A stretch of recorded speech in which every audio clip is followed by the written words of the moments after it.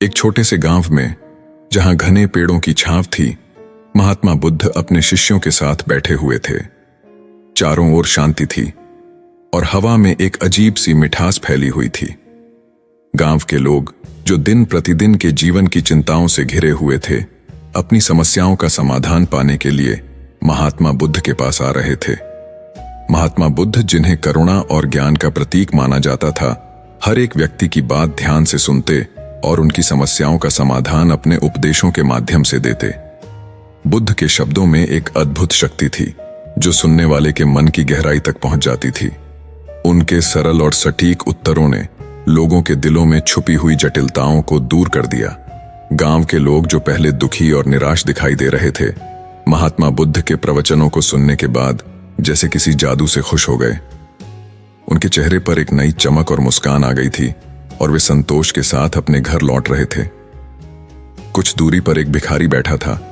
उसकी उम्र लगभग 50 वर्ष की थी। चेहरा झुर्रियों से भरा हुआ, शरीर कमजोर और जर्जर था।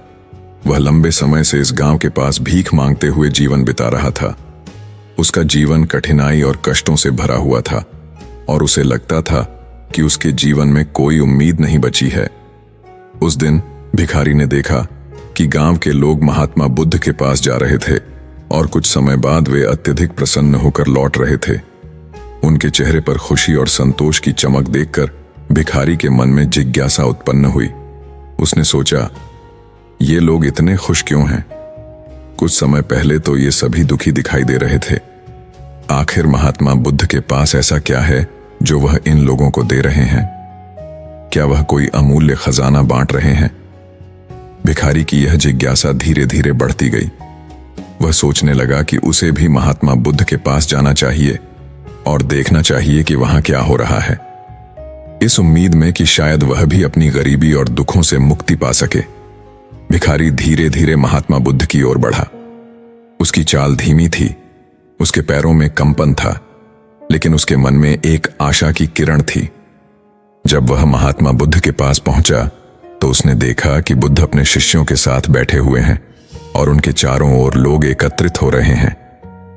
हर कोई बुद्ध के शब्दों को ध्यान से सुन रहा था, मानो वे अमृत की बूंदें हों। भिखारी कुछ देर तक वहीं खड़ा रहा। उसने बुद्ध के चेहरे पर शांति और करुणा देखी और उसके भीतर एक अजीब सी शांति का अनुभव हुआ। वह सोचने लगा, क्या मेरे जीवन में भी कोई बदलाव आ सकता है? क्या महात्मा बुद्ध मेरे दुखों का समाधान कर सकते हैं? भिखारी ने हिम्मत जुटाई और महात्मा बुद्ध के सामने जाकर खड़ा हो गया। उसने कांपते हुए हाथों से बुद्ध को प्रणाम किया और विनम्रता से बोला, हे महात्मा बुद्ध, मैं एक गरीब भिखारी हूं। मेरे पास कुछ भी नहीं है। मैं बहुत दुखी हूं। मुझे यह समझ नहीं आता कि भगवान ने मुझे इतना गरीब और लाचार क्यों बनाया है। मैं लोगों की मदद करना चाहता हूं, लेकिन मेरे पास न तो पैसे हैं और न ही कोई वस्तु जिससे मैं उनकी सहायता कर सकूं। कृपया मुझे बताइए कि मैं कैसे किसी की मदद कर सकता हूं। भिखारी की आंखों में आंसू थे। उसकी आवाज में दर्द और निराशा थी। वह यह सोचकर हताश था कि उसके जीवन में कोई उद्देश्य नहीं है और उसकी गरीबी उसे किसी की मदद करने योग्य नहीं बनाती। महात्मा बुद्ध ने उसकी बात ध्यान से सुनी। उन्होंने देखा कि भिखारी के चेहरे पर गहरा दुख और निराशा है, लेकिन साथ ही एक उम्मीद की भी किरण है। बुद्ध ने कुछ पल के लिए भिखारी की आंखों में देखा और फिर एक हल्की मुस्कान के साथ बोले, तुम्हें यह भ्रम है कि तुम्हारे पास कुछ नहीं है। वास्तव में तुम्हारे पास बहुत कुछ है जिसे तुम दूसरों को दे सकते हो। तुमने कभी अपने भीतर की शक्ति को पहचाना ही नहीं। भिखारी ने आश्चर्य से बुद्ध की ओर देखा। उसने सोचा, क्या सच में मेरे पास कुछ है? बुद्ध ने उसकी उलझन को भांपते हुए कहा, तुम्हारे पास जुबान है, तुम्हारे शब्दों में ताकत है। अगर तुम किसी से प्रेम पूर्वक और स्नेह भरे शब्दों में बात करो तो तुम उनके दुखों को कम कर सकते हो। तुम उनके मन की उदासी को दूर कर सकते हो। मीठे शब्दों का असर अमूल्य होता है। यह किसी भी दौलत से बढ़कर होता है। बुद्ध ने अपनी बात को आगे बढ़ाते हुए कहा, तुम्हारे पास 2 हाथ हैं। इन हाथों से तुम किसी जरूरतमंद की मदद कर सकते हो, चाहे वह किसी भारी चीज को उठाने में हो या किसी बुजुर्ग व्यक्ति को सहारा देने में। तुम्हारे हाथ किसी की मदद करने का साधन बन सकते हैं। बुद्ध ने भिखारी की ओर देखते हुए कहा, तुम्हारी आंखें भी तुम्हारी ताकत हैं। तुम अपनी आंखों से किसी अंधे व्यक्ति को रास्ता दिखा सकते हो, किसी लाचार को सहारा दे सकते हो। तुम्हारी दुआओं में भी बहुत शक्ति है। अगर तुम सच्चे दिल से किसी के अच्छे स्वास्थ्य या सुख समृद्धि की कामना करते हो तो वह व्यक्ति निश्चित रूप से बेहतर महसूस करेगा। भिखारी अब बुद्ध की हर बात को ध्यान से सुन रहा था। उसे समझ में आ रहा था कि उसके पास वास्तव में कुछ है जिसे वह दूसरों को दे सकता है। बुद्ध ने अंत में कहा, धन और संपत्ति केवल मदद करने का एक साधन है, लेकिन वे अनिवार्य नहीं हैं। असली मदद वह होती है जो हम अपने दिल से करते हैं, अपने शब्दों, अपने कर्मों और अपनी इच्छाओं के माध्यम से। तुम अज्ञानी थे जो यह सोचते थे कि तुम्हारे पास कुछ नहीं है। तुम्हारे पास बहुत कुछ है, बस तुम्हें उसे पहचानने की जरूरत है। बुद्ध के ये शब्द सुनकर भिखारी के मन में एक नई चेतना जागी। उसके चेहरे पर मुस्कान आ गई जो कई वर्षों से गायब थी। उसे महसूस हुआ कि वह भी किसी की मदद कर सकता है और उसका जीवन भी महत्वपूर्ण है। वह अब एक नए संकल्प के साथ वहां से चला गया, यह सोचते हुए कि वह अपने जीवन को दूसरों की सेवा में लगाएगा।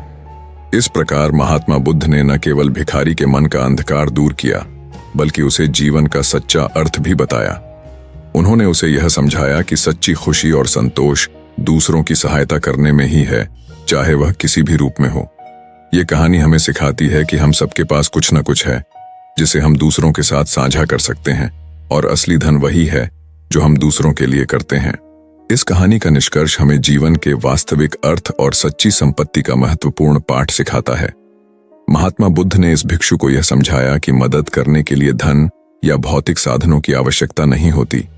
असली संपत्ति वह होती है जो हमारे भीतर छिपी होती है, हमारे शब्द, हमारे कर्म और हमारी भावनाएं।